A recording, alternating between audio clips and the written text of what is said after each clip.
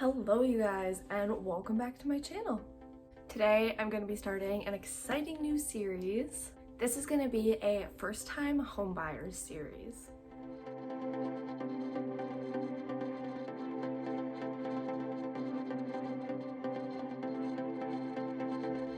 So my boyfriend and I are in the process of buying our first home, and as first-time homebuyers, we aren't exactly sure what we're doing. We didn't know where to start. We don't know all of the steps that go into it, and without the guidance of our family, I feel like it would be kind of difficult to figure out how to start and what all the steps are in being a first-time homebuyer.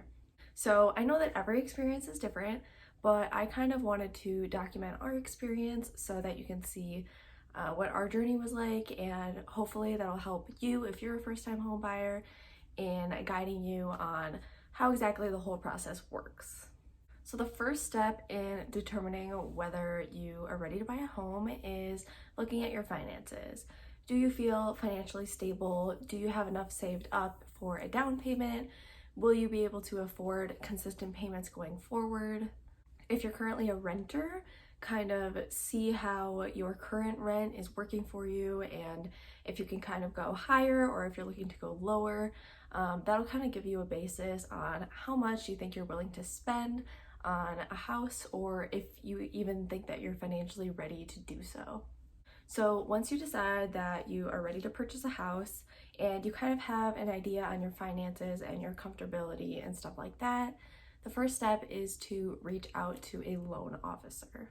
So our loan officer was recommended to us. So that could be one route, is asking people that have purchased a home and have gotten a mortgage, reach out to them to see who their person was, if they liked them, if they would recommend them. Otherwise, I'm sure there's lots of places online to search for one.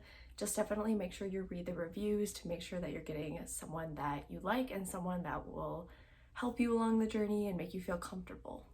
So we called our loan officer for the first time, and we were told that we needed to submit a mortgage loan application online through their website, through their personal link.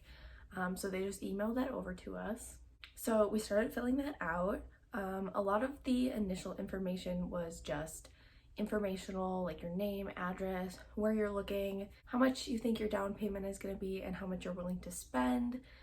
This will help them determine how big of a mortgage you'll need, because let's say you put $50,000 down and you're looking for a $300,000 house, your mortgage is going to be $250,000. So they're not going to need to loan you that first $50,000 of money for the down payment. So once they gather all of that information, they start giving you options for loans. So there's like a 30-year loan, there's like a 5-year ARM, there's lots of different loan options. So just look through them and think about what might be best for you. This isn't like locking you into a loan, it's just giving you options, and you choose one and you can always switch to a different one.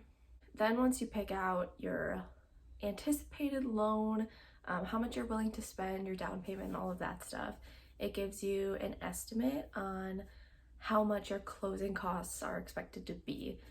So that'll include the down payment, any closing fees, stuff like that. And then they want to make sure that you have the money to cover those closing fees and the money monthly in order to cover the monthly mortgage payments. So here's where you tell them any of your debts, include all of your assets, all of the money that you currently have. This is basically so they can check to make sure that you have enough money to cover the mortgage that you are applying for. So it could take some time to gather all of these numbers. At this point, you're just writing down the numbers for them, and then eventually they will ask for proof of documentation. So we filled out our application and we sent it all in. And the next step is that our loan officer is going to be sending us a list of all of the documents that we are going to need to submit. So it'll probably be things like compensation statements, pay stubs, statements of any investments that we have, bank statements, all of that stuff. So at this point, we could start gathering that information just so we know that we have it, because then when they send us the actual request for documents, we'll already have some of that ready, so it'll make the process go faster. So yeah, that is the first steps as first-time home buyers, is really just getting all of your affairs in order, discussing what you are willing to spend, applying for the loan for a mortgage, and really we're just starting the first steps. We're not committing to anything.